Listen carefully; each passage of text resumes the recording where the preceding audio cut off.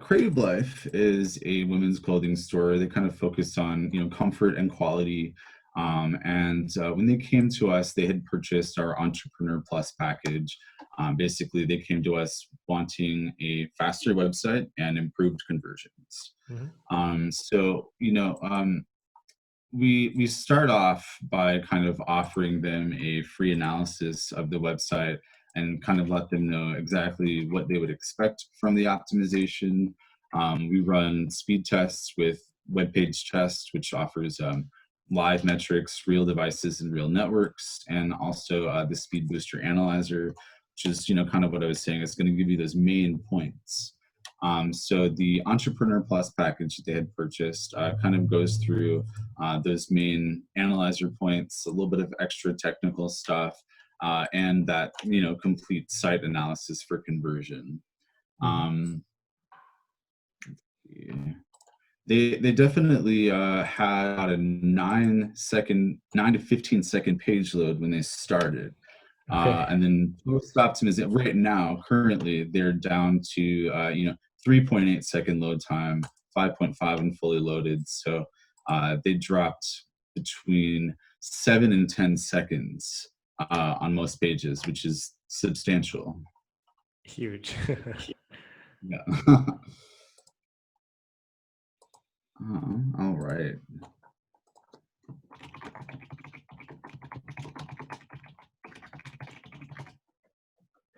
All right. So unfortunately, the screen share is disabled because Zoom's just upped their security settings. Sorry about that, Paul. Go ahead. You should be able to Absolutely share. okay.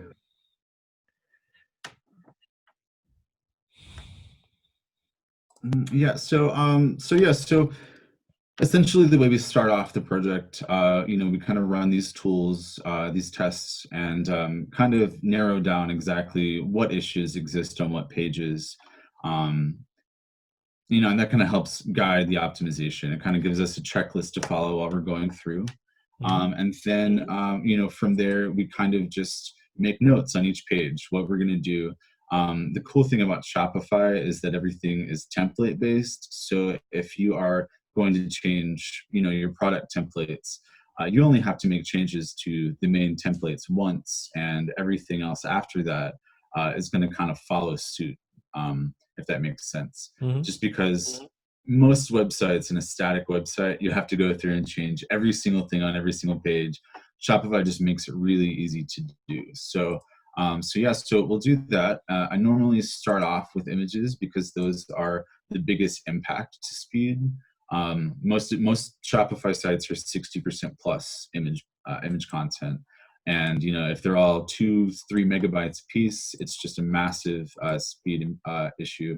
So we start by kind of going through compression issues. Paul, are you sharing your screen right now? Because we don't see anything. Okay, here we go. All right, so here we go. Yes, perfect. So this is Crave Life right now on our Shopify analyzer. And as you can see, there are, a couple of issues that are remaining, but for the most part, we have, really good scores on everything. This is something that we supply to all of our clients when they start. So we do before and after metrics, web page test, and then the speed booster analyzer. And this kind of just goes through, and it's an easy way for Shopify owners to follow along with the report and see what issues existed, what was here. So the page weight was about 5 megabytes for the home page alone. We had a few 100 requests here, lots of domains, which means that a lot of content on the site was hosted externally. A lot of image compression issues, large images that are hidden in different places by JavaScript or CSS. And then we have lazy loading, of course. So that's kind of a preview of that. And what we'll do is we will go through. Here we go. And let's see.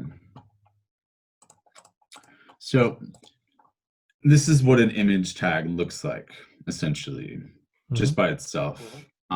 So first thing that we normally do is we will install script libraries. If that is usually starts with lazy loading. If they have something like infinite scrolling, we'll go ahead and just install everything. That way we know what to work with.